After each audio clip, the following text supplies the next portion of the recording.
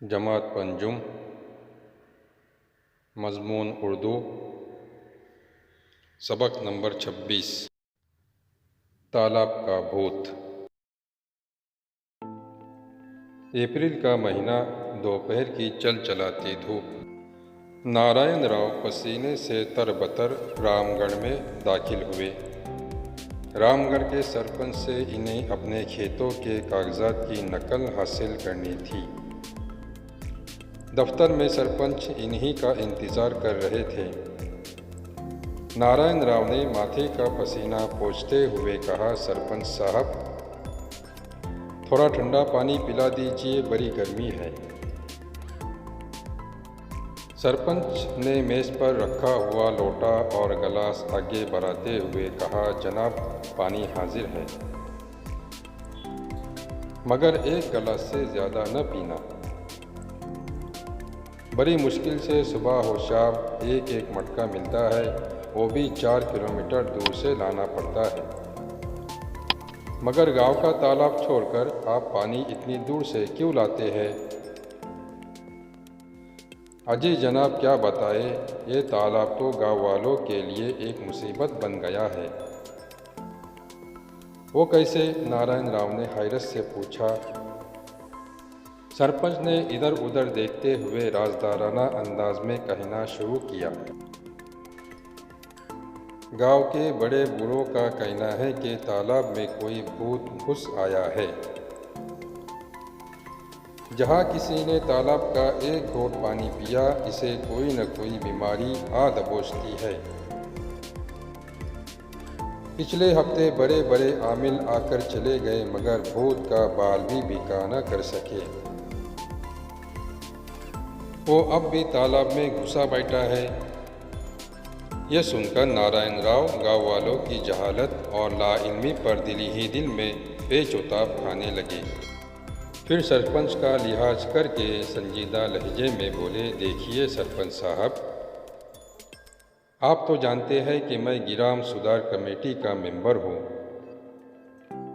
हमारे पास ऐसे ऐसे नुस्खे हैं कि आपका भूत 2 रोज़ में गांव छोड़कर भाग खड़ा होगा, मगर शर्त यह है कि गांव वाले भी हमारा हाथ बटाए।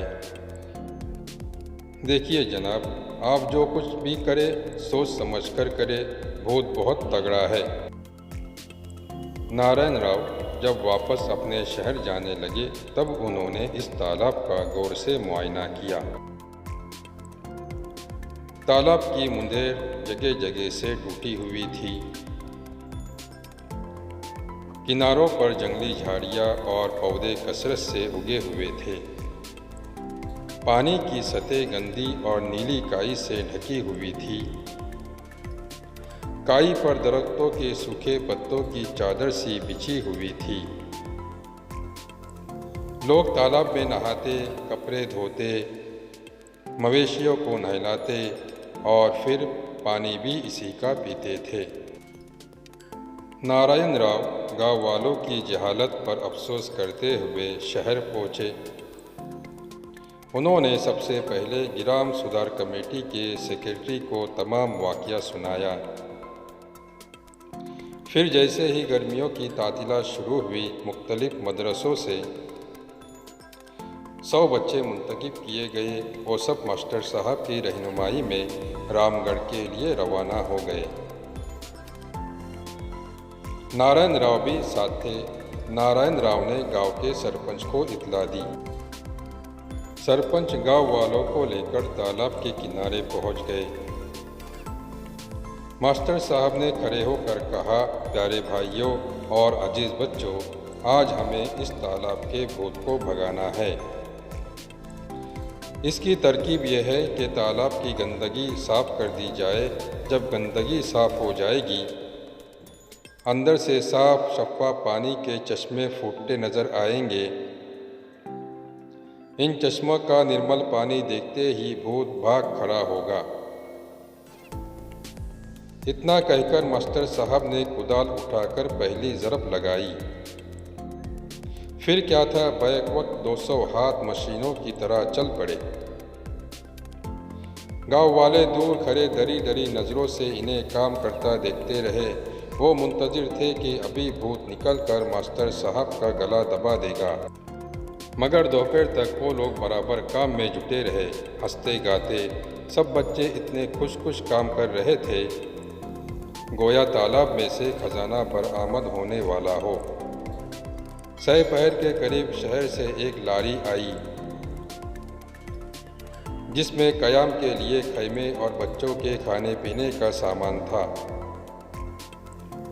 गांव वाले इन्हें मना करते रह गए कि रात को यहाँ न ठहरे। आपने भूत को नाराज़ कर दिया है, कहीं रात में वो आपको परेशान न करे। मगर मास्टर साहब ने हंसते हुए कहा, हम भूत को प्यारी प्यारी कहानियाँ सुनाकर इसका गुस्सा ठंडा कर देंगे। पहली रात को गांव वाले बड़े घबराए हुए थे। इन्हें यकीन था कि रात में भूत एकाध बच्चे को खा जाएगा और सुबह तक सब शहर भाग जाएंगे।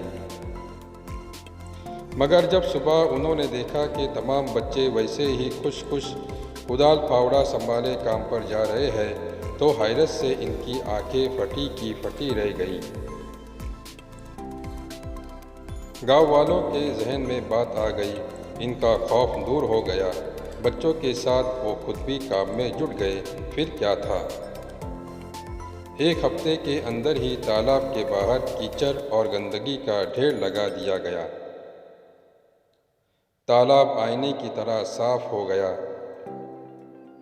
और ज़मीन से फूटते पानी के कुदरती चश्मे नज़र आने लगे।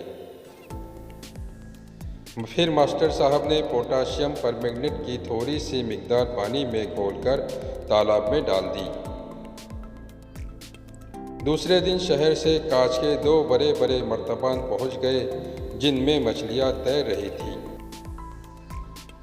मास्टर साहब ने गांव वालों से कहा, भाइयों देखिए, ये आपके तालाब की सफाई करने वाले खिदमतगार हैं।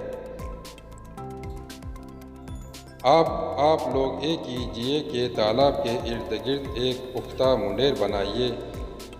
अतराफ में उगी हुई जंगली झाड़ियों और झाड़ झनकार को उखाड़ कर फेंक दीजिए, ताकि सूरज की किरणों के लिए कोई रोक न हो और तालाब की सतह पर तैरने वाले जरासीम हलाक हो सके।